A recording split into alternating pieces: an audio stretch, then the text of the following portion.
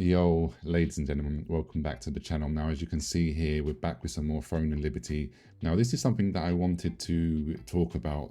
I said before previously on my other two staff guides, I did a staff and wand guide, and I did a staff and daggers guide. And I did say I was going to test out staff and longbow, and that's what I've been doing, ladies and gentlemen.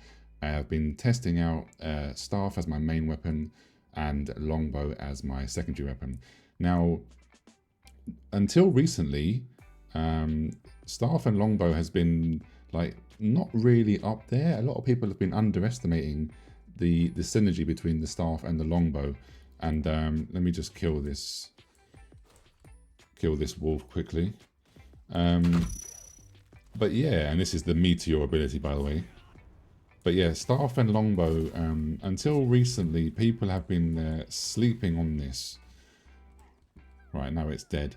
And for some reason, nobody was thinking about trying it. But I was interested because staff is always my, my favorite weapon.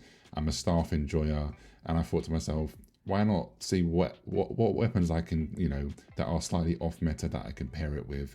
So of course I haven't tried everything, but the reason why I wanted to do this is because I've been building for like long range, which I'll show you the gear in a minute. My gear isn't like best in slot by any means, of course, not yet anyway, but we're on the Korean version, so I still have a lot of time.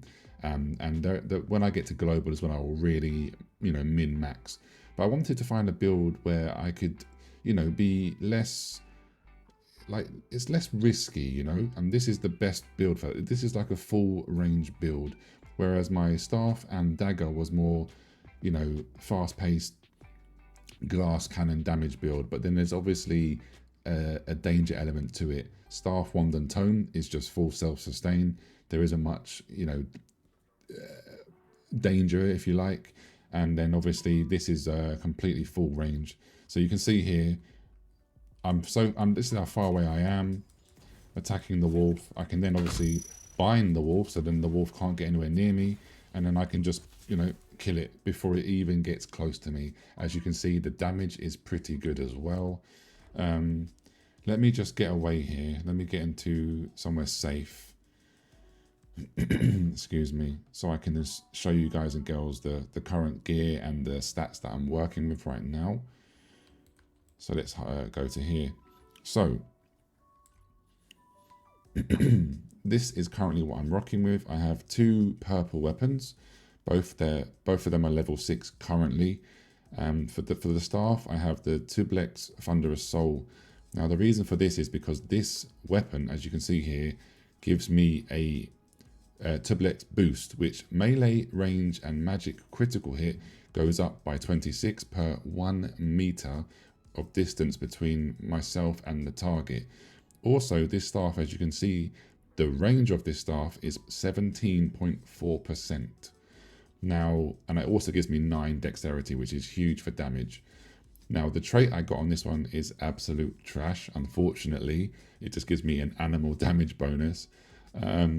So that's unfortunate, but that is what it is. Now, can you see my stats? Okay, you can't see my stats because of the camera. Give me a moment. So as you can see here, I currently have 10 strength, 39 dexterity, and 33 wisdom, and 21 perception. So basically, dexterity and wisdom is a must because you want obviously the damage from dexterity, you want the mana regen and the mana from the wisdom, and then you put whatever remaining points into perception to make sure that you that your attacks hit, like the burns hit and the bind from the bow hits. Basically, strength, if you want to have more defense and more HP, then by all means go into strength. And then the gear, currently I just got this right just before recording. I actually got this. This is the purple hat. It gives me magic critical hit, more max mana, and I got melee endurance on this one. The cloak that I've currently got gives me more magic critical hit, more mana regen and cooldown speed. The trait is what it is. Unfortunately, it's petrification resistance, which isn't ideal. but that's what I have currently. The armor I'm wearing right now gives me 2 perception, gives me 760 max health, and I also got the max health trait, which is really, really good. These are the gloves that I was saying. This gives me even more range. So if you can see here, yeah, you can see it. The range for my staff is 21.8 meters. So I can attack, as you saw, from quite a good distance away from the enemy, which is really, really important. The trait on here, I have melee evasion. For some defense, I have max health again. Now, the pants that I'm rocking with gives me more health and more mana. You can see here that this is the common theme that I'm going for. And the trait here is magic endurance, so more defense again. The current boots I have gives me more wisdom, gives me magic hit, weaken chance. I've got some melee evasion, and then I've got some movement speed because I'm trying to get a bit more. I want to get attack speed, but I got movement speed for now. Necklace we currently have mana regen, cooldown speed, and again we have the mana regen trait. I'm still rocking a green bracelet, but this one gives me mana, bind resistance, and you guessed it, more max mana. And then the 2 rings I have, this gives me ranged hit, because obviously for the bow, and then gives me more health. And then the chieftain ring for the magic critical hit, the mana regen, and again I got lucky with the trait. I have max mana on the ring as well. And then lastly, the belt that I'm currently wearing gives me health regen, mana regen, and then I have a debuff duration on the trait that I currently got. Now let me just go back to this item. Where was it? I wanted the one with the ranged hit. I forgot which one has ranged hit on it. Ranged hit, here we are. So in a patch coming very, very soon, so next week, January the 31st, all of the ranged hit, magic hit, and melee hit is being merged into one. So it's just going to be called hit. So once that happens, this build and other builds like this are going to actually become more viable. So we are going to see a lot more staff and longbows. We're even going to probably see staff and greatswords. We're already seeing people playing staff with sword and shield. So all of these builds are currently pretty good, but they're going to become even better once this stat merge happens. So that's pretty interesting because it's going to make a lot more off-meta builds viable. So things like, I even was thinking about doing wand and a dagger, and then, or for example, wand with crossbow, because you don't have to worry about matching like magic hit here and obviously range hit there or melee hit there. None of that will matter. So this is really, really good. Now with the skills, I'm using the defensive skill from the staff, and this is obviously this equipment skill is from my staff, as I showed you earlier. Now I'm using pretty similar to all of the other staff builds that you've seen. I have my fire and my electricity. These are key for the staff. And then now I have just recently unlocked the Infernal Meteor, which is the final skill. You get that during the resistance event, which happens over 3 days, and it happens it's going to be every 2 weeks. Now, on my previous video, when we was reading how you're going to unlock the skill, it got lost a little bit in translation, and it seemed very like impossible to get the skill. I just want to confirm it's actually very, very easily. I managed to unlock the skill in 3 events. Some people in the guild managed to do it in 2. You just got to make sure that you go to a high level event. The PvP enabled events actually give you way more points, and then that's it. You go and craft the skill, and then there you have it. You unlock it. So it's very, very simple. Of course, I don't have it for the bow yet, but I'm not sure if I'm going to bother. But basically, you can just rinse and repeat for as many weapons as you want to unlock the final skill. So enough about that. Now for the bow, these are the skills that I'm using: the ensnaring arrow, the decisive sniping, the knock, and the strafing. And then I'm also using Nature's Blessing because this gives me a heal basically. And it also heals, if I'm in a party, it will also passively heal the party members as well. And then, like I say, I have the Meteor. This is just the movement speed skill for me to get out of a sticky situation. And it also slows the enemy, whether it's PvE or PvP. It slows them down slightly. And then this is to recuperate my mana. So this gives me a massive mana boost when I'm running low. Passive skills. This is more for PvP because this is to stop me being silenced, bind, or sleep. Well, doesn't stop it, but it helps resist against it. This is more damage. This is to increase my burning stacks, which is very, very good because as I've explained, the staff, I use a lot of fire. Fire and electricity is the main damage dealer. This one here is, I've been disconnected.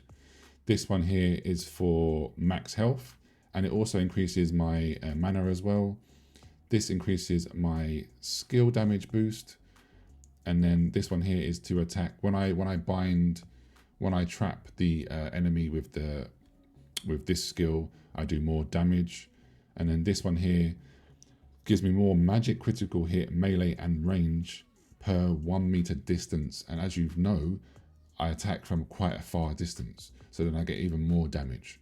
And then last but not least, the mana regen gets increased by having this one, asceticism. Now, I wanted to show you, I'm going to get disconnected. I don't want to go into this, but the skill sets are, to be honest, it's self-preference. But I basically went for more damage, more DPS, and then for the longbow, oh, also, and mana regen. I don't know if it's going to let me click this. No, it's not. Let me see if I can log back in. This is unfortunate. Unfortunate timing.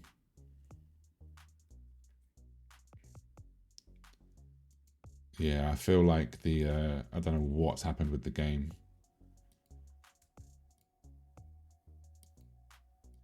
Okay, I'm gonna have to edit this. And I'll be right back. Okay, right, we are back. Sorry about that. So we got kicked from the server. I don't know what happened there, but anyway, we're back. So as I was trying to say, this is the weapon mastery that I've gone with for the staff. I've gone for basically more damage, just damage, magic hit, base damage, magic critical hit. So yeah, it's just pure damage basically. That's what I've gone for because the staff is my main weapon.